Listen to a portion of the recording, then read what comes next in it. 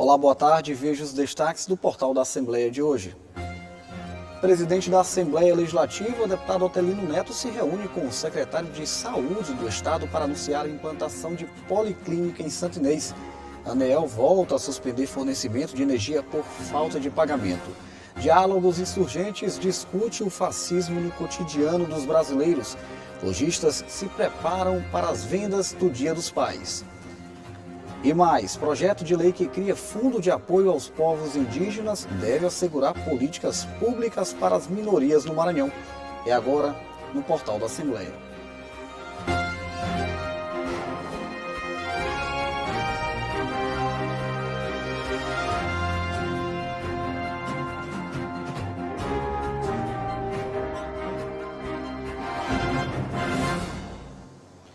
O presidente da Assembleia Legislativa, deputado Otelino Neto, se reuniu com o secretário de Estado da Saúde, Carlos Lula, para anunciar a implantação de uma policlínica no município de Santo Inês. Os serviços serão oferecidos à população a partir do mês de setembro. Após diálogo com o presidente da Assembleia Legislativa, deputado Otelino Neto, e com o deputado Felipe dos Pneus, o secretário de Estado da Saúde, Carlos Lula, anunciou a implantação de uma policlínica para a cidade de Santo Inês. Uma das cidades contempladas é Santo Inês.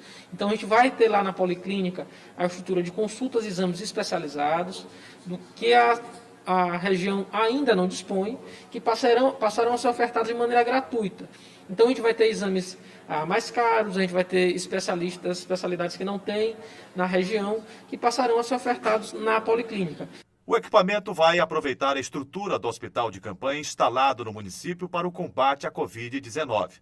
O presidente Otelino Neto e o deputado Felipe dos Pneus falaram sobre a importância da conquista para a região. Um momento marcante para a população de Santo Inês. Agradeço ao secretário Lula e ao governador Flávio Dino por terem atendido essa demanda da população que chegou através do deputado Felipe dos Pneus, que vem utilizando o mandato que o povo do Maranhão, em especial a população de Santo Inês, lhe deu para levar benefícios à população de Santo Inês. Assim, é mais um avanço na saúde pública do Maranhão, em especial da querida cidade de Santo Inês. Primeiramente, eu quero agradecer ao governador Flávio Dino, agradecer ao nosso secretário de Saúde, Carlos Lula, e, é claro, o nosso presidente da Assembleia, Otelino, por sempre estar atencioso, principalmente às nossas demandas da cidade de Santo Inês. E quero deixar até claro que nós agradecemos, falo em nome da cidade de Santo Inês, essa estrutura, que é um anseio muito antigo da nossa cidade e, com certeza, ajudará a nossa cidade. Entre as principais especialidades oferecidas pelas policlínicas do estado estão neurologia, cardiologia, otorrinolaringologia, endocrinologia, ortopedia, clínica geral, pediatria e ginecologia. Outros serviços também serão oferecidos. O secretário Carlos Lula informou que, em Santo Inês, os serviços devem funcionar a partir do mês de setembro. Apenas em São Luís, 4 policlínicas já foram entregues pelo governo do estado, com diversos tipos de atendimento. Durante a reunião, o secretário destacou ainda o empenho do presidente Otelino Neto e do deputado Felipe dos Pneus para que o projeto tenha sido viabilizado. O diálogo é importantíssimo. A gente teve esse pleito do deputado Felipe, que fez essa fala na sessão da semana passada, da Assembleia Legislativa. De imediato, a gente teve a ligação do deputado Otelino, pedindo que a gente visse as condições desse pleito ser atendido. A princípio seria uma UPA, a gente trabalhou, será UPA, será maternidade. A gente acabou finalizando isso como uma policlínica, como serviço de necessidade da região.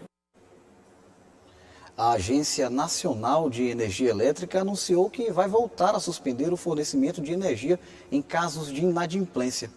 A ANEEL havia deixado de cobrar a pontualidade do pagamento por causa da pandemia causada pela Covid-19, mas vai passar a cortar o fornecimento do serviço para os consumidores que permanecerem com as contas atrasadas. O corte de energia por falta de pagamento voltou a ser permitido esta semana em todo o país. A suspensão do serviço por inadimplência estava vigorando desde o dia 24 de março por conta da pandemia do novo coronavírus. Mas para que a energia seja cortada, os consumidores precisam receber uma nova notificação informando sobre a existência de débitos pendentes. Os clientes que possuem contas em aberto receberão o reaviso de vencimento e terão 15 dias para efetuarem o pagamento das contas. A partir desta data, a unidade consumidora fica apta à suspensão do fornecimento de energia elétrica conforme o prevê a resolução da ANEEL. Lembramos aos nossos clientes das facilidades criadas pela companhia durante todo o período da pandemia. O nosso site é possível parcelar as contas em até 12 vezes. Nós temos o pagamento delivery, onde o cliente pode receber a visita de um dos nossos agentes de relacionamento no conforto da sua residência. Ainda criamos o mês da negociação equatorial, onde os clientes podem parcelar as suas contas em até 6 vezes sem juros. E ainda trouxemos de volta a campanha Energia em Dia, que premia os clientes adimplentes com sorteios mensais. A decisão do fim da suspensão do serviço por inadimplência, no entanto, não vale para alguns grupos de consumidores que continuam com o direito de não ter a energia cortada enquanto durar a pandemia. São eles consumidores de baixa renda, que moram em residências que dependam de equipamentos elétricos essenciais à vida, que deixaram de receber a fatura impressa sem autorização do consumidor e que vivem em locais onde não há postos de arrecadação, como lotéricas ou instituições financeiras. A 18ª edição dos Diálogos Insurgentes aconteceu de forma virtual. O debate realizado pela Secretaria de Estado de Direitos Humanos e Participação Popular promoveu uma reflexão sobre o fascismo e as novas tecnologias. Em tempo de pandemia, o debate é virtual. Foi assim que aconteceu a 18ª edição dos Diálogos Insurgentes, promovido pela Secretaria de Direitos Humanos e Participação Popular. O tema dessa edição foi o fascismo no cotidiano brasileiro. A palestrante, a doutora em filosofia Márcia Tiburi, é autora do livro Como Conversar com um Fascista. Ela fez um resgate do conceito histórico da palavra e ressaltou o quanto é importante realizar esse debate associando ao momento histórico que estamos vivendo. Feliz de ver todo mundo discutindo fascismo hoje no Brasil e fico feliz de ver as pessoas discutindo, embora esteja evidentemente muito triste com o que está acontecendo no nosso país. O termo fascismo foi cunhado por Benito Mussolini no começo do século XX e ele usava esse termo justamente para designar o grupo dele, o movimento dele, que era um movimento que tinha um cunho nacionalista e um cunho autoritário, e o fascismo tem a ver com esse regime de pensamento autoritário, que, infelizmente, tomou conta do mundo no começo do século passado e do século XX, e que agora retorna dos subterrâneos da história e vem ocupar com mais força, muito mais terror, digamos assim, outras partes do mundo. Sobre o atual cenário do Brasil, Márcia Tiburi fez uma reflexão sobre o fascismo, a indústria do ódio e novas tecnologias. O nosso fascismo ele não é um fascismo de características puramente ideológicas. A gente poderia dizer que, nesse momento, uma ideologia alucinada chegou no Brasil, nasceu no coração dos brasileiros, mas não é nada disso. O que existe é uma indústria implantada, uma indústria em que a mercadoria é o ódio, existe uma indústria que é também um mercado, e a mercadoria, o valor, o capital, é justamente o ódio. O fascismo no Brasil foi implantado através de um discurso de ódio que foi patrocinado e que começou a servir de elemento de lucro mesmo, né? Se lucra com o ódio no Brasil. O ódio é uma mercadoria já faz bastante tempo. Um outro aspecto que é absolutamente importante também dessa turbinação é o aspecto tecnológico. Isso é muito fundamental. Além de expor o pensamento sobre a temática, Márcia Tiburi também respondeu perguntas feitas pelos participantes via chat. A 18ª edição dos Diálogos Insurgentes foi mais um espaço para debater a temática do fascismo, discussão que tem sido promovida pela SEDPOP desde o mês de junho. Veja no próximo bloco o projeto de lei cria o Fundo Estadual de Apoio aos Povos Indígenas e garante políticas públicas para as minorias. E mais, Comércio de São Luís está otimista com as vendas para o Dia dos Pais. O portal volta já.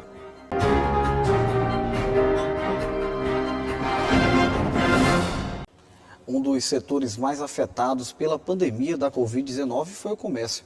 De acordo com a FEComércio, os lojistas ainda esperam um retorno positivo nas vendas neste segundo semestre.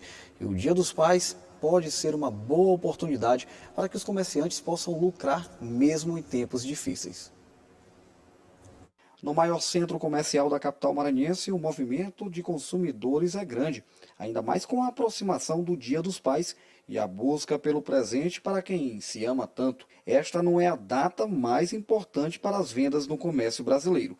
Mesmo assim, o dia comemorativo promete aumento de receita em um mês sem feriados prolongados e justamente por isso é considerado por muitos o mais longo do ano. Mas já subiu o alerta do setor. É que uma pesquisa da Federação do Comércio aponta que 75% dos consumidores vão gastar menos este ano. Estudos da Federação do Comércio apontam para um Dia dos Pais mais restrito esse ano do que no mesmo período do ano passado.